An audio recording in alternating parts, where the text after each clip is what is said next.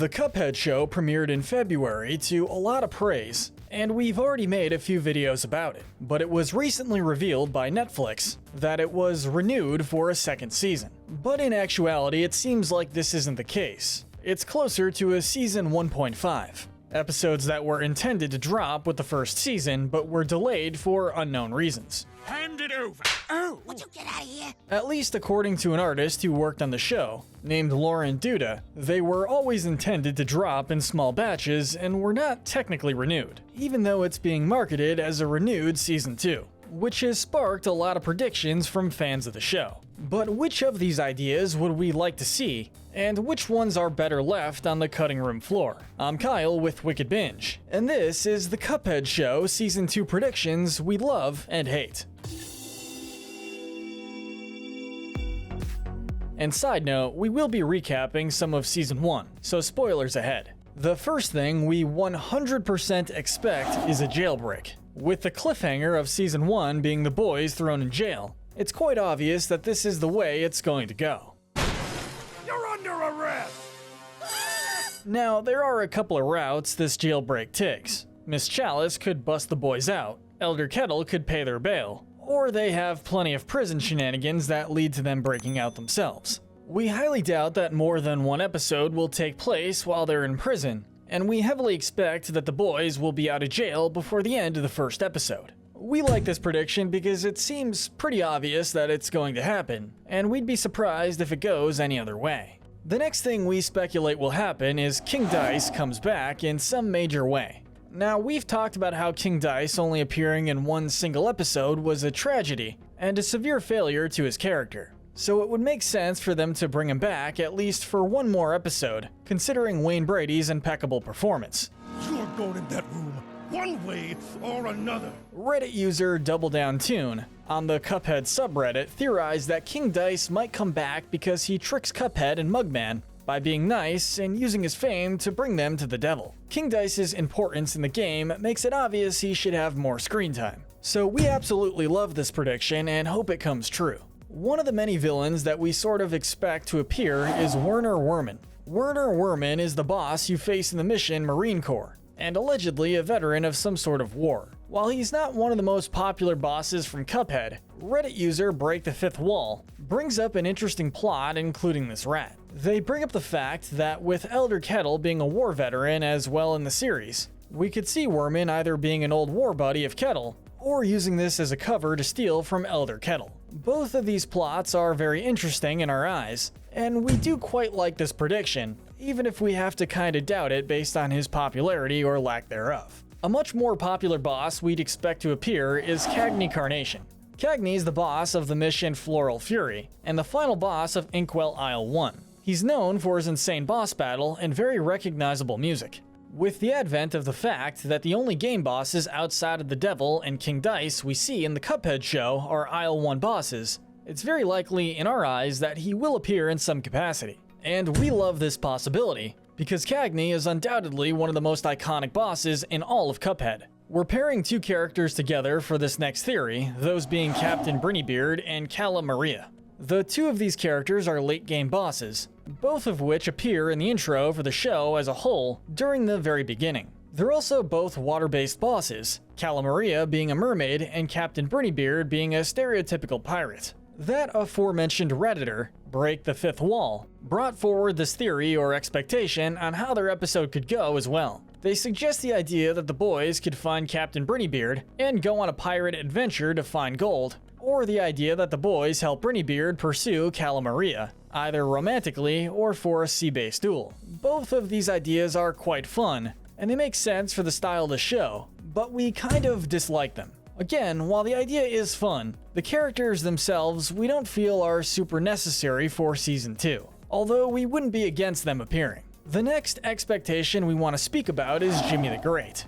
Jimmy the Great is the boss you face in Pyramid Peril, and is a genie with a wide variety of powers. He's seen as a relatively powerful and quite popular character due to genies being fun and interesting to write stories about. In fact, and this is the last time we'll mention them, but Break the Fifth Wall brought up this potential story including him.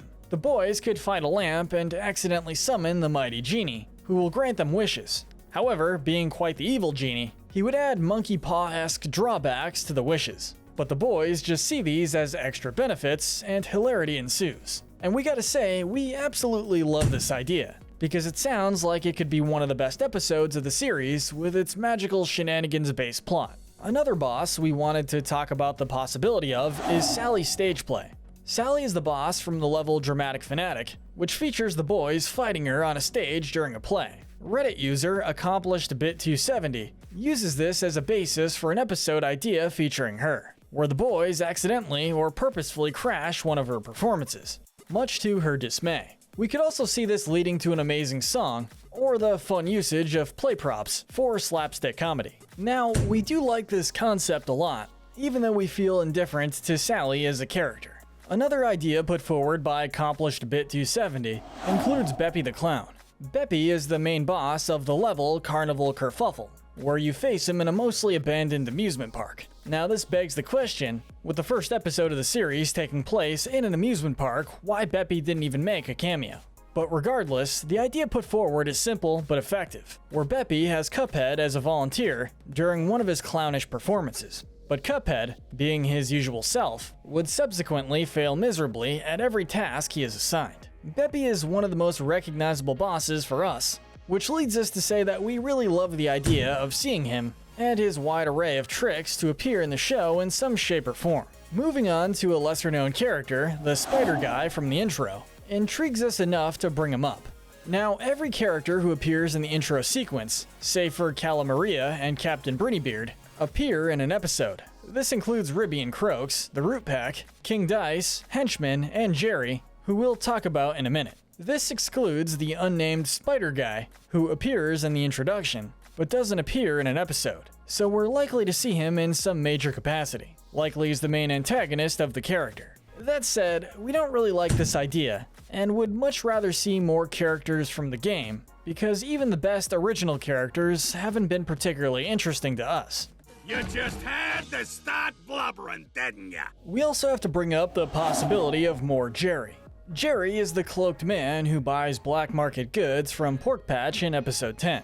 And he, like the aforementioned spider guy, appears in the intro, which implies he might have a more major role in the future. But the thing is, currently we don't really care a whole lot about Jerry. Maybe we will later, but honestly, we hate the idea of having to see more of this character, rather than emphasizing one of the characters from the game that we wish to see. Another hateable character might lead to an interesting plot, such as Stickler finding out the devil's lie.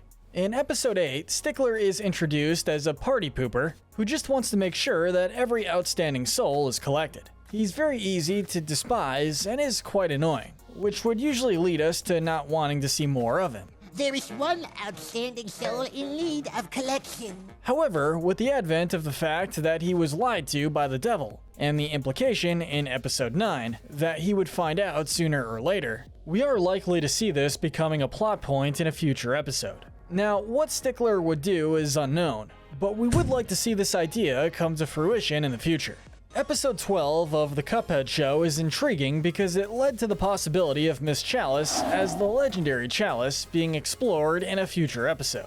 Now, we know in the game that these two are the same character, as heavily implied in her introduction through the Delicious Last Course trailer. At the end of episode 12, it's shown that Miss Chalice is able to shift into a ghostly form that she can use to shift through solid objects at will. Now, while her design is not exactly the same as the legendary Chalice in the game, it's quite obvious that they're implied to be the same character, or related in some way. We'll also very likely see this as well as part of Miss Chalice's backstory. This idea excites us because any injection of lore is a good thing in our eyes. So we absolutely love this idea, even if it's not explored heavily, although it is strongly suggested that we will see it in Season 2. Another element from the games we'd like to see in some capacity is airplanes. Now, in the game, Cuphead and Mugman obtain the ability to fly planes on Inkwell Isle 1 to face off against the threatened Zeppelin, Hildeberg. This idea is then explored in many other fights, such as Wally Warbles, Jimmy the Great, and Dr. Kel's robot. It's a fun distinction from the original run-and-gun style of gameplay, and we would like to see it at least referenced in some way during the show. AccomplishedBit270 pointed out this could likely lead to the introduction of one of the aforementioned villains, such as Wally Warbles wanting to fight them to see who is the true master of the sky. We think this would definitely be fun, and we would definitely like to see it. Next up is a big one, and that is the boys' powers. In the game, the boys get the ability to fire energy blasts from their fingers to obtain the soul contracts from the debtors, leading to the entirety of the game. Likely, we won't see this come to fruition in this season, although it could be the next season's cliffhanger if they decide to do it. This is a big part of the game, and while we understand this show isn't exactly following the game totally, You're way shorter in person. we would love to see the boys obtain these powers to use, even to just mess around with. In a similar place, we also expect the game's story in some way. The game's story focuses on the boys losing a bet with the devil in his casino, which leads to them collecting souls for the devil through his soul contracts and a variety of boss fights. Now, if the story is adapted, we likely won't see many casino elements, although it can be adapted quite easily. With the devil closing in on Cuphead's soul, the boys could make a bet to keep his soul and subsequently lose. This leads to them offering a different kind of payment, which would lead to them becoming essentially mercenaries to collect these souls. Now, likely we won't see this because of the episodic nature of the show, and not focusing heavily on the plot. But with that said, we would absolutely love to see it adopted regardless. Another thing we would like to see is more songs. The show featured a multitude of songs that we absolutely love, like Miss Chalice's 2 songs or the Devil's song from the first episode. These songs are usually catchy and fun to listen to, while also introducing characters in wacky and interesting ways. And we would definitely like to have one for each villain, as they did originally, save for the Root Pack. On the other end of the spectrum, more game music is another thing we could see. As we've brought this up before, most of the characters from the game got their corresponding song from the Cuphead soundtrack, and some of the songs are well recognized and truly loved, like CAGNEY's Floral Fury, or King Dice's Die House. A lot of the music on the soundtrack is catchy and fits the era quite well, so we would absolutely love to see more of these memorable tracks appearing throughout the episodes that are released in Season 2. Another thing we're likely to see is having characters from the Delicious Last Course DLC. This, of course, is the upcoming DLC for Cuphead, featuring a wide variety of new characters including Miss Chalice, who we've already met in the show, Chef Saltbaker, a chef who has the head of a salt shaker, and bosses like Sheriff Winchester or Chess Knight. With the episodes releasing around the same time as the DLC, it's more than likely these characters may make some sort of appearance, even if it's just a cameo or as a minor antagonist in an episode. But we're gonna be honest, we don't really like this idea. None of these characters have been properly introduced to fans, and with the DLC taking place on a new island, dozens of bosses being excluded from the original show, and King Dice being relegated to 1 episode, we would much rather see recurring bosses take up their spot in the show and not these new characters. Maybe they would be better suited for Season 3. The final thing we'd like to discuss is the possibility of a cliffhanger. Season 1 ended on a cliffhanger, which will supposedly lead into Season 2 in some way, shape, or form. And it's quite likely that we'll see another one to bring up hype for Season 3 if the show gets one. However, with the likelihood that the cliffhanger will be mostly discarded for more episodic adventures, it's likely that even if a cliffhanger is introduced, it won't be very significant or important to the next season. So we gotta say, we hate the idea of them placing a cliffhanger at the end of Season 2. Unless, of course, the cliffhanger for Season 1 irreparably changes the story of the show, in which case we may change our mind. But let us know in the comments section if you agree with our ranking, and tell us what we should cover next. Remember to hit that notification bell, and binge more of our Cuphead Show and Cuphead Game videos. But most importantly, stay wicked.